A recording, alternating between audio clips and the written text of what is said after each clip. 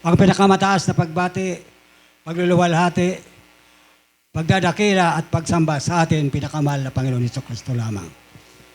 Dobleng pag-alang sa ating mahal na pastor, Willie Estrada Almeida, sa kanya mga beloved children, sa patuloy natin pag-alaala ng kanya beloved assistant, Lina C. Almeida, sa atin assigned preacher na nandito assigned dito, Brother Dix Desais, sa atin sa mga preacher na nandito, higit sa lahat sa atin pinakamahal na Panginoon Jesucristo lamang. Ako man po unang magpapasalamat sa ating pinakamahal na Panginoon na sa kalakasan na binigay sa akin ng aking mahal na Panginoon, sa aking hininga na binigay sa atin, mahal na Panginoon, sa ating pamumuhay pang-araw-araw, sa mga pag-provide ng amin mga pangangailangan, yan aking pinapasalamatan sa ating pinakamahal na Panginoon. Na hindi talaga kailangan malimutan ang kabutihan ng ating binahal na Panginoon. Alam niyo mga minahal, ipatutuo ko na sariwain ko lang na nung hindi ko pa nakikilala ang ating pinakamahal na Panginoon sa pamagitan ng gawain ito talagang andyan ang kaguluhan ng aming buhay. Dahil nga sa aking mga bisyo noon, nasa isang lalaki na sa akin ang lahat. Kaya yan ay aking pinapasalamatan sa ating mahal na Panginoon na talagang dito ko natamo ang mga pagbabago ng aking buhay. Na hindi na talaga yan natikman ang mula ng baguhin ako ng ating pinakamahal na Panginoon. Sa pong pinapasalamatan ko sa aking pinakamahal na Panginoon, ako may taglay noon na karamdaman na nagpahirap sa akin na sa loob ng nag-aapat na taon na talaga andyan ang kahirapan na aking buhay noon. Akala ko hanggang doon na ang aking buhay. Hindi ko na naabot ang edad kong ini. Kaya yan ay hindi ko makalimut-limutan na ang gawa ng ating pinakamahal na Panginoon na kabutihan sa aking buhay na talagang napakabuti ng mahal na Panginoon na pinagaling pa ang aking karamdaman na halos talaga pati pamilya ko noon talagang sinuportahan nila kung ipagamot pero hindi ko natamo ang kagalingan. Ang dami kong ininom na talagang mga galing sa doktor na gamot. Mga sa albularyo, nakakalakop na akong bulong, talagang hindi ko na tagpuan ang kagalingan ng aking karamdaman.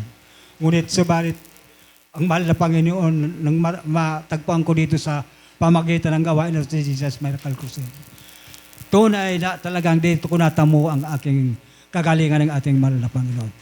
Ng aking karamdaman na talagang nung gumaling ako, talaga halos nakabalik ang aking mga hanap buhay kung saan saan ako nakarating na malayo, na bundok dahil naghanap talaga kami katon. Nagkukuryente ko na, noon hindi ko na kaya yon. Sa mga bundok, mag-alis kami dito, mga hapon, ay umaga alas 7, darating kami doon sa pupuntahan namin, mga alas 4 hapon. Sa lalakaw dahil matataas na bangin, buke, ay yan talagang daan, pero nakaya ko na yun dahil pinagaling ako ng ating mahal na Panginoon. Kaya sobra-sobra ang aking salamat sa ating mahal na Panginoon na dito ko natagpuan ang mga kabutihan ng aking pinakamahal na Panginoon. Isa pa pong pasalamatan ko sa ating mahal na Panginoon na patunay na talagang na dyan sa bahay, si Dundon, yun nga, himala na naganap sa aming buhay. Dahil si Dundon, nabulag yan. Nabulag na isang araw na halos iyak ng iyak. Hindi talaga siya makakita. Dahil yung laman ng sa kanyang mata, nagyelo na yan.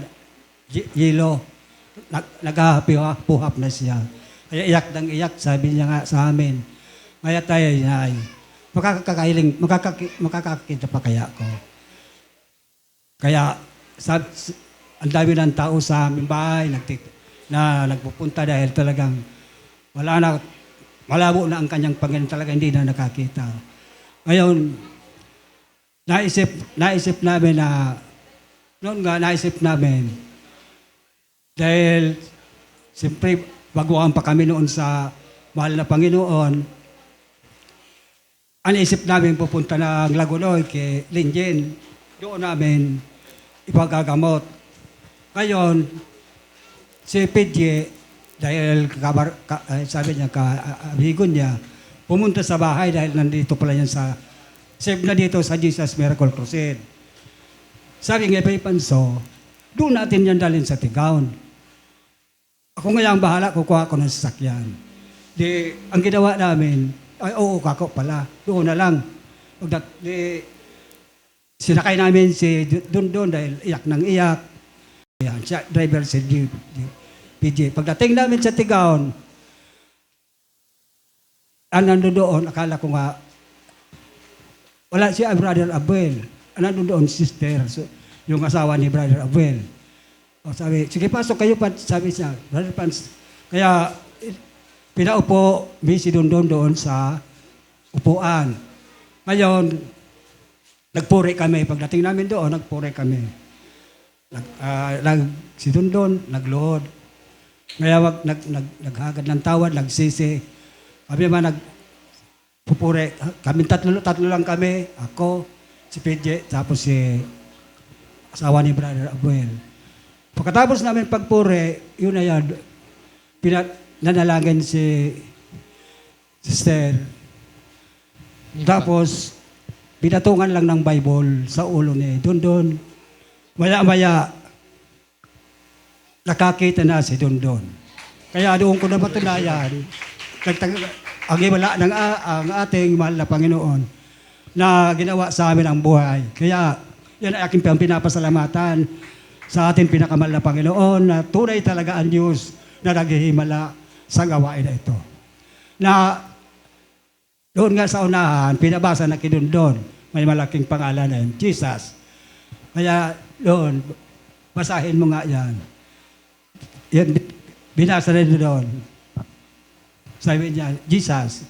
Nakakita na talaga si Dundon. Kaya maraming salamat sa ating pinakamahal na Panginoon. Mayroon pa akong ipatotoo. Papunta kami sa gawain sa Tigaon. Kami lahat magpapamilya na kasi kami sa tricycle. Dahil noon, tricycle pa lang. Punong-puno ang tricycle dahil sa kaming pamilya. Diyan sa may waiting shed. Umalis na yung nakasakay kami. Si Mark, maliit pa yun. Siguro mga 3 taon ang edad. Naglalakad na. Ngayon, lalaglag yan sa tricycle. Pakalaglag sa tricycle, talagang dinaanan talaga si Mark. Kang tricycle doon, yung gulong ng gulong. Nakailalim si Mark. Ang ginawa namin, pinatigil ko yung driver, hinugot namin si Mark. Ngayon, sabi ng driver, may papansun, pasensya ka na ngaya. Dalhin ko ngaya si Mark. Dalhin ko ngaya anak mo sa hospital. Sabi mo, hindi lang. Nung tumindig si Mark, banda lang damit. Sabi ko, Mark, masakit ba? Masakit, no? Hindi ngitay. Hindi ngitay. Ako, sige daw. Ito, tumindig.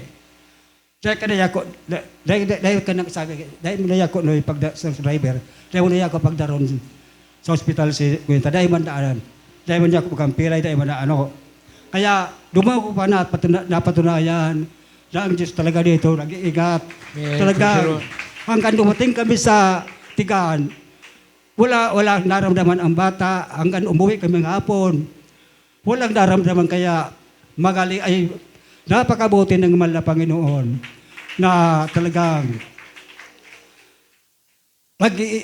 iniingatan tayo, hindi kami pinapabayaan ng ating mga. Isa pang patotoo ko pa na nakasakay, namili ko ng Kaya sa Naga, yan na paninda. Ngayon, nakasakay, pauwi na ako, ang sa akin mga biniling paninda nasa hulihan, katabi ko. Ngayon, kasama ko si itong beloved, si Eduardo, asawa ni Billy, magkatabi kami. Ngayon, pag dating dyan sa May Ocampo, sobrang tuli ng J-liner. Ngayon, sa pagtingin ko, ang driver naantok. Nag-antok na. Sabi ko, pare akong malalaglag ito. Malalaglag ako ang driver. Ngayon, talagang sa sobrang tuloy na hindi niya naramdaman. Nahulog talaga doon sa ang tricycle. Ay, ito tricycle, yung J-liner. Doon sa alangkaw na pangpang nahulog naman. Nakaluhod so guma talagang ngayon so sarong ake nakatalbo nakalubong so kuya naman sa laboy ganahan kami man yaon sa urihan kataning ko intero kami bikulong ko na naruso duman ngunyan si ang sinigaw ko na hallelujah praise the Lord si Brother Edward, nakatanggol supayo. Ako man, intiro para sa paninda ko. Intiro nakadadal naman sa inutan. Barabaan na sa pasahero, iyak ng iyak. Doon ko na patunayan na ang hallelujah pala talagang salita, pakapangyarihan. Amen. Kaya, ano lang talaga ining, wala akong naramdaman na, kaya pagdating sa Lagunoy, dahil ko doon, talaga nagreklamo ko doon, sinilidahan naman, ay biliyaran naman sa aking paninda. Kaya doon pa, nagpapasalamat ako sa mahal na Panginoon na talagang di tayo pababayaan. Guwapa kung patotoo. Kami Mapa Manila. Mapa Manila naman kami. Grabe kung hiwala na hindi ko baligod talaga. Mapa Manila kami. Ang kasakay ko, andara, yung maliit sanan ko, parang kutse. Ngayon, nagsakay kami si Ellen, itong Wani Idme, ako, sinistor kay Ribakuan, si Rike, pat kami. Ngunyan, itong para kuya na kami ng Largana, pa Manila na. Pag-abot din sa may Lamigugon, sa pagtutaroron, dahil nga ang driver, grabing pagkaugmahan, nagong arog-arog ang manibilaw. Bigo bagan, sabay yan, tabay tugtog. Ngunyan, nawaran pala ng preno, kumaskas ng gadaan ang tirong. Dahil na mapundog, mala. Pag-abot din sa may pagtukad na, may kitong ko, may kamutik, may kayo dyan. Binangga dyan, takon na kung anoan, exist na may tulay na din ko yan nahulog, hindi akong maubos. Makabangga doon, di entero narunot sa inutan na ito. Ngunyan entero na magpinin, napakapainutan. Ito naman na,